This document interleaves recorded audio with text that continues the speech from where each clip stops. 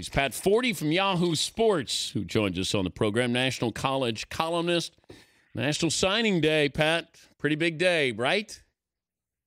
National holiday for many people, no doubt about it. A lot of people calling in sick.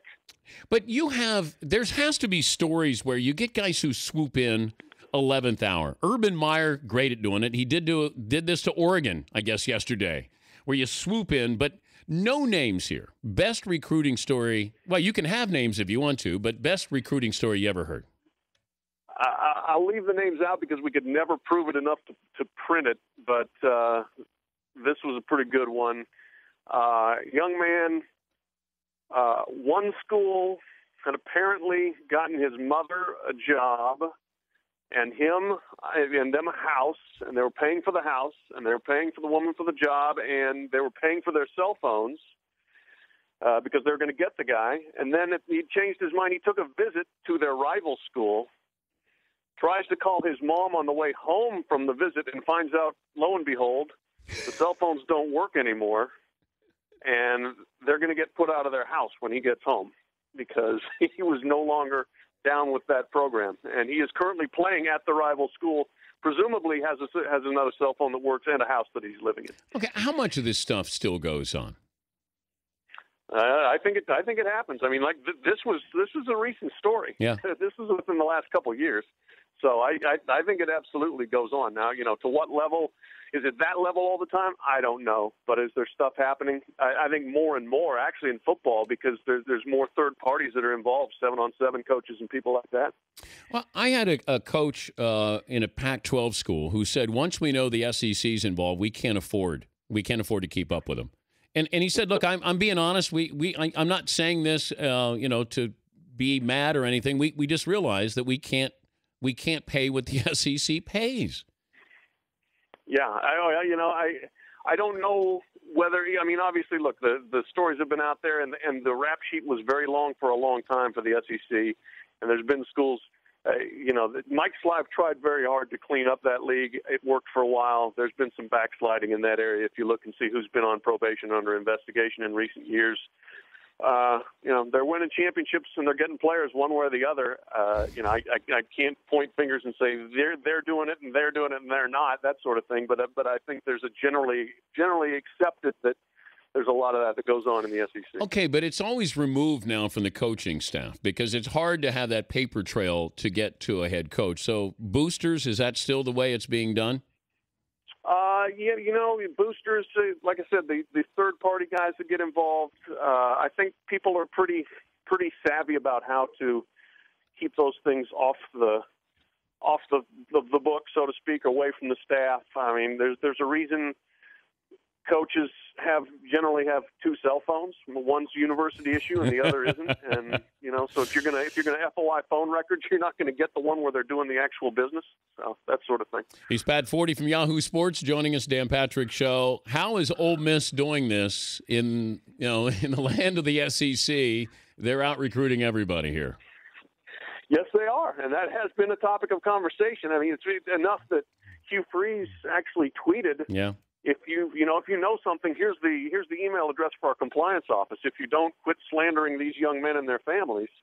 So there's obviously been a lot of talk about that, and I think anytime you see a program have success it has not had before in recruiting, people are going to start raising their eyebrows and pointing fingers.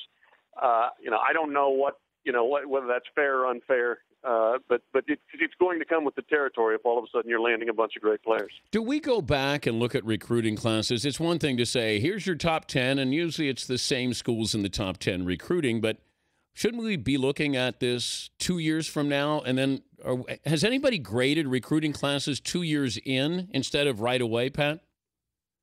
There's been some of that. I think there needs to be more because, it's ridiculous. I mean, talk about just complete speculation. There's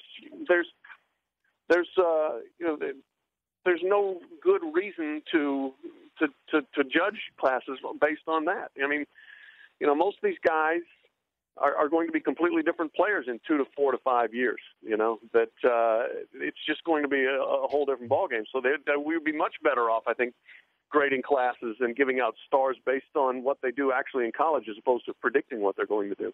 How good at recruiting has Johnny Manziel done? We see him at games, and he's tweeting pictures all the time. He's a star. Texas A&M. Have you seen a noticeable improvement recruiting-wise because he won the Heisman, the success that team had this year? Yeah, I think there's been definitely a carryover from that.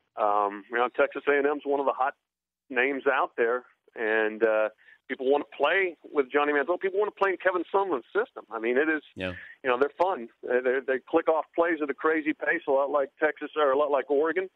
They throw the ball around. I mean, if you're an offensive player, I think there's a lot of attraction to Texas A&M, and there's no doubt their momentum's carrying over.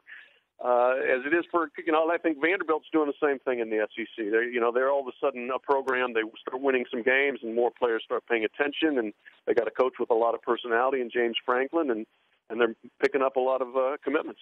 What about USC? USC's had a lot of guys decommit. I mean, that's been the place that's been in real flux. I think I heard 6 decommitments. Some of them from very, very good players. They're still going to sign a talented class, but it's not what it looked like before, and it kind of adds to the negative momentum I think that's been surrounding Lane Kiffin. If you go back through the season and in the postseason, and I think obviously he's going to start the season on the hottest seat in America next year. Yeah, I mentioned this a couple of times, and a person at USC said that I had it wrong with the decommits, that they're actually getting players who are better than these players, and that's why they're decommitting. And I said, look, you can't find a defensive coordinator. I think these guys are looking at Lane Kiffin saying he could get fired next year. And I was told Lane Kiffin's job is safe, unequivocally safe. And I went, okay, all right, well, then you should get a big-name defensive coordinator. And, these decommits, if you're getting 5 stars instead of 4 stars, okay, let me keep following these names. So what do you make of that? Sure. Well, I mean, and that's what everybody's going to say. Every coach is safe until all of a sudden they're gone, and every coach wants to be at that school until all of a sudden he's gone. That's how it works in the hiring and firing world.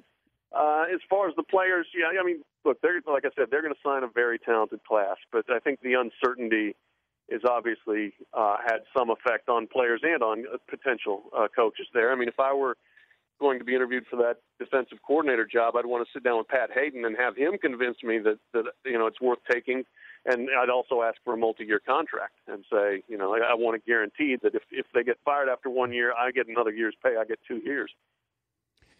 Well, I know it's a busy day for you. We appreciate you joining us. We'll talk some hoops next time we have you on, Pat. All right, sounds great, Dan. Thank you. All right, Pat Forde, Yahoo Sports, 40-yard dash.